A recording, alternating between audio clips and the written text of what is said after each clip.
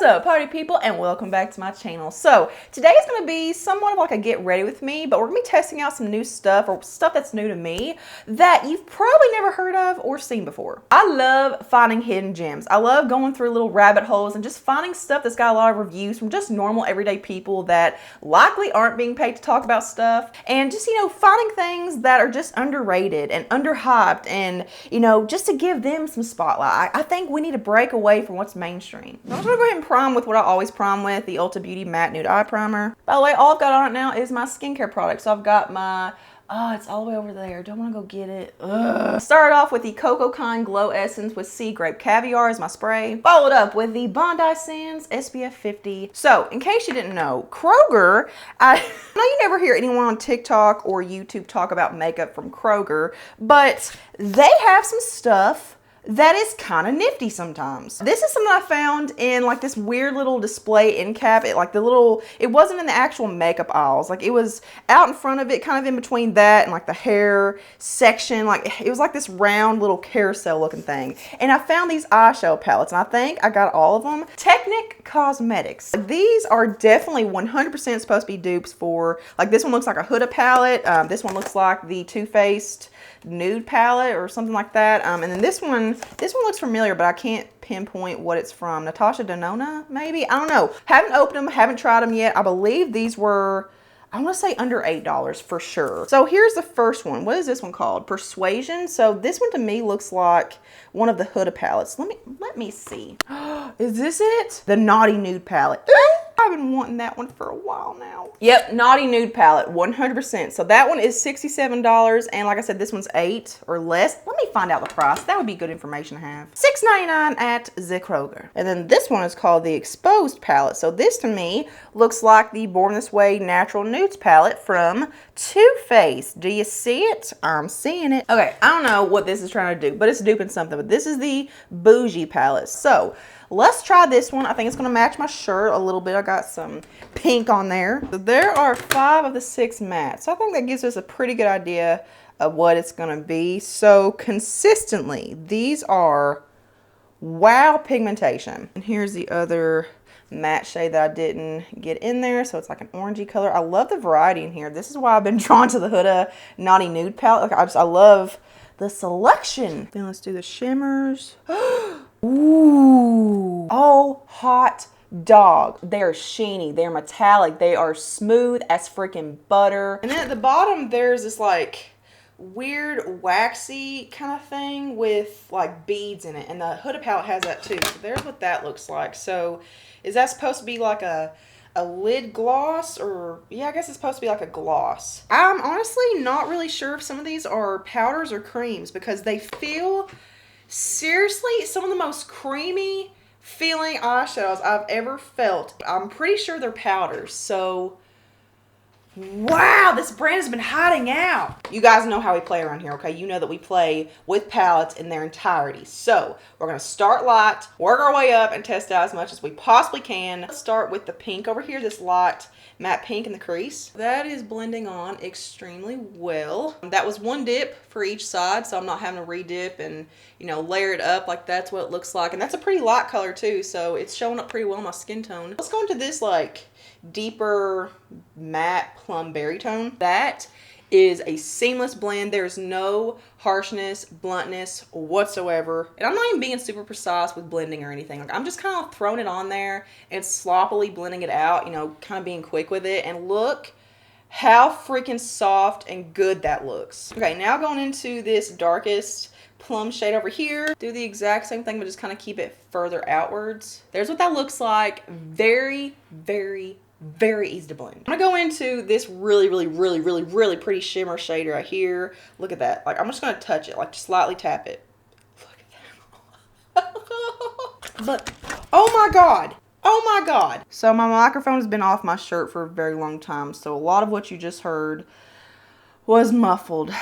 That looks like I took a setting spray and wet it. It looks like I used a cream eyeshadow. Let's go into this like marbleized kind of shade right here. This is one that when I touched it, I thought it may have been a cream. Let's just kind of put this in the middle. I'm running out of eyelid, so it's a little more red, but the quality, Oh, exact same. Let's do this like pinky iridescent right there. So let's put that in the inner corner. Hopefully you can see the absolute beauty of this quality. I'm gonna go ahead and say this is phenomenal. So I was on Amazon doing my normal Amazon rabbit hole deep dive of random mega products, and I came across this eyeliner called the Annabelle Waterline Matte Kohl Eyeliner in the shade Blackest Black. It is $10.95 on Amazon, but it's got 3,177 reviews, which is pretty impressive, and there's a lot of people saying this is the best eyeliner, best liner for the waterline, so let's find out. Let's see.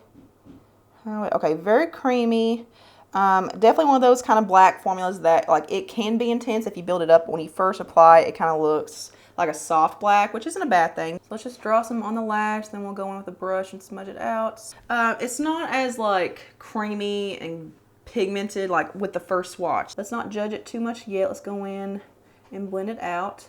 And because it's called a waterline eyeliner, I do want to test out how it performs in the waterline, how it lasts. So, I mean, it looks fine, but it definitely isn't a super inky jet black kind of formula. But it does smudge out really nicely. It doesn't dry too fast, so you got some playtime and work time with it, so that's nice. I like that quality in it. So there's that. I have another product I want to try out. This is the Vertex Professional Eyeliner Stencil. Let's see what I paid for this. I think it was like $5.69 on Amazon, and it's got 2,800 reviews. It's got an actual ruler on it, so you can make sure that number one, it's symmetrical on both sides, but also that the length is the same on both sides. Also, it says face and nose contour edge, so you can put it alongside your nose, I guess. Yeah, I guess like that, and make a contour, which I probably won't be doing. Okay, so I'm gonna line it up with my waterline. Okay, pretty sharp. Going to the other side, which may be harder, maybe not, I don't know. Looks symmetrical. It's a very faint line because the liner's not very pigmented. I guess you could also use it down here too. Like you could use it upright where the stick is, you know, down here, but you could also flip it around. So whatever floats your boat, whatever you find easiest to hold. There's what it looks like. So it's nice and straight. I feel like it's symmetrical. Yeah, I think it's worth the $5 if you're someone that likes to do wing eyeliner but you struggle with it, and if you just want to ensure that it's symmetrical, that it's the same length. So for mascara, this isn't necessarily one that's super under the radar. It's not one that's never been talked about before, but it's from a brand that I feel like is pretty low key. This is the Lottie London Superfake mascara. So the wand is pretty unique. Like it's very small and narrow. The bristles aren't very long or anything, so you would expect it to not do very much. From what I remember, this is one of those that you can't apply too much of it or it can get kind of clumpy. Like it's kind of one of those less is more formulas. So where the wand is so narrow and small, it really wants to fit right at the base. Like that's where it wants to stay. I would say it's more of a thickening, volumizing kind of formula, but I mean, it's got some length to it. So let's go in with a second coat. I will say it's kind of a sticky type formula. I don't know if that's the right way to describe it, but like whenever I'm applying the second coat, and even when I was applying the first coat, it doesn't want to pull all the way up. Like I said, it just kind of wants to stick at the base. But there's what 2 layers looks like. So very jet black, and I think that's mostly because it puts so much at the base right there, so it just makes your lashes look really black and thick. But it does have a tendency to clump a little bit where the bristles on it aren't super good for separating. I mean, I'm not mind blown, wow factor, jumping up and down, but it's not bad. For face primer, I had this JOAH Beauty Heal Me Cica Blurring and Cooling Primer made with Centella Asiatica and aloe vera. So it's supposed to be very soothing to the skin, very calming for redness, and it's also supposed to be hydrating. And it has this like creamy green, whitish kind of color, but it feels like a typical pore filling primer. Like it feels kind of silicone-y, but it feels very smoothing and very velvety. Yeah, this side does look a little bit more even. Like the lines of my hand look a lot smoother. Yeah, it does feel very cooling on the skin, so I think that if you're someone that has really red or irritated skin, this would feel really nice. I might have to sit here and just kind of stop like massaging to see, you know, let the redness go down and see what it does on its own. I can see a small difference in maybe some blurring on this side. Oh my God, ooh, it feels like spearmint.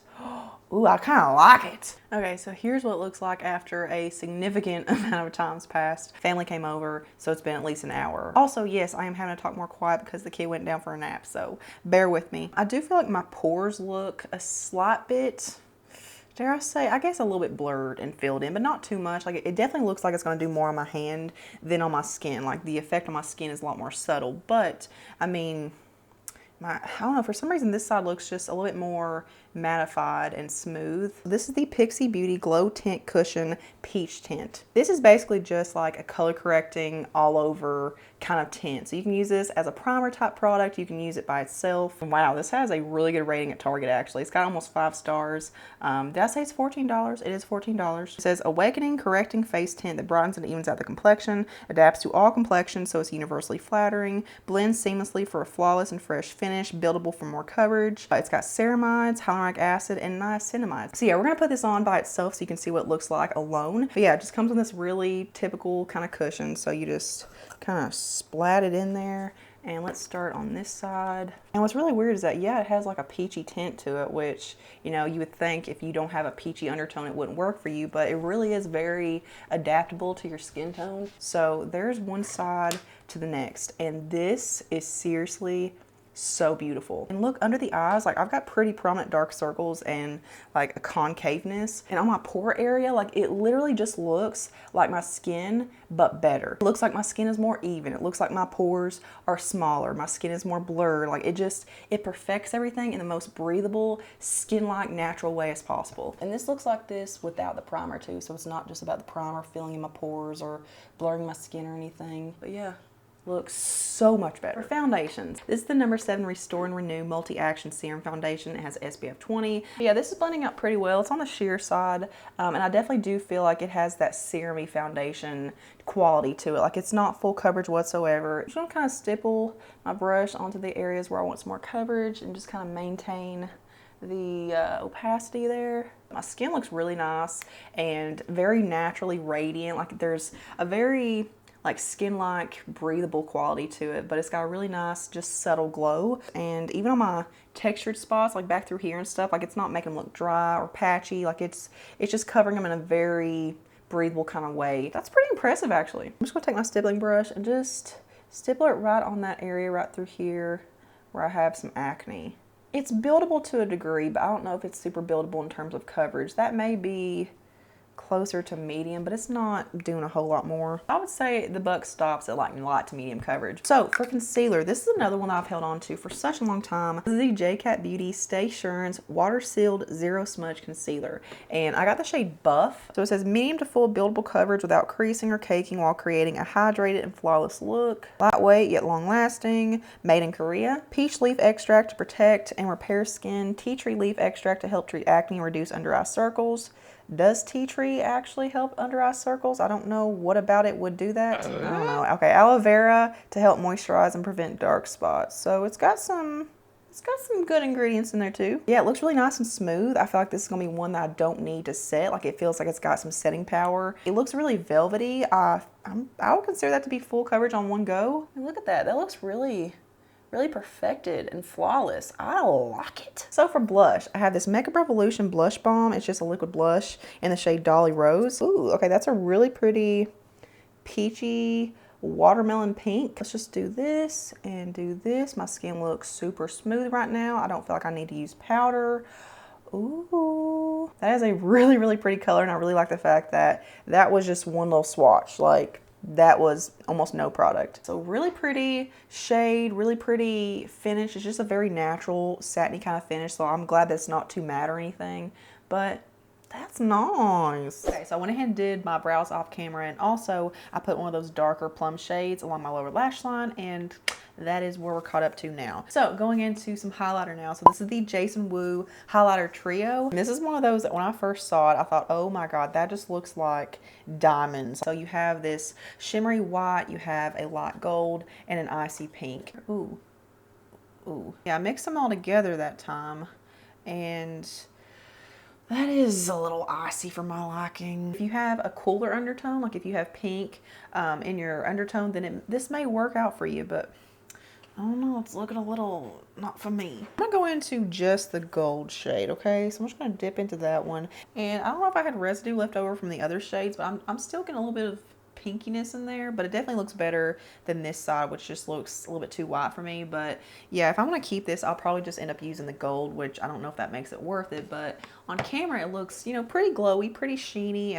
It's got like a nice creamy radiance to it, but I will say in person I can see a lot of pores, I can see texture, and I can see like little hair follicles. Like it's a very powdery kind of formula, and the white and the pink, they do have a lot of sparkle in them. So if you don't like sparkle, then I would say this is probably not your girl. Okay, this is not going to be your best bet. So yeah, unfortunately this is a no for me. But what I do want to do is go back into that Annabelle eyeliner and do my waterline. I'm not going to do a wear test, so this may be pointless, but I'll keep an eye on it. But I will say it's going on pretty well, my waterline actually. It's kind of funny how it's going on better my waterline than my upper eyelid. Looks pretty good. So next things next, I have these Wet n Wild lipsticks. These are called the Mega Last High Shine Brilliance. I got the shade Close Off and Pinky Ring. Yeah, here's Close Off. So this one looked like it's going to be a really pretty like 90s nude kind of situation. So yeah, online in the swatch, it actually looks really brown. I think I saw a swatch somewhere online and it looked really pretty. I think it was the reviews on Amazon. I was like, ooh, I need Close Off.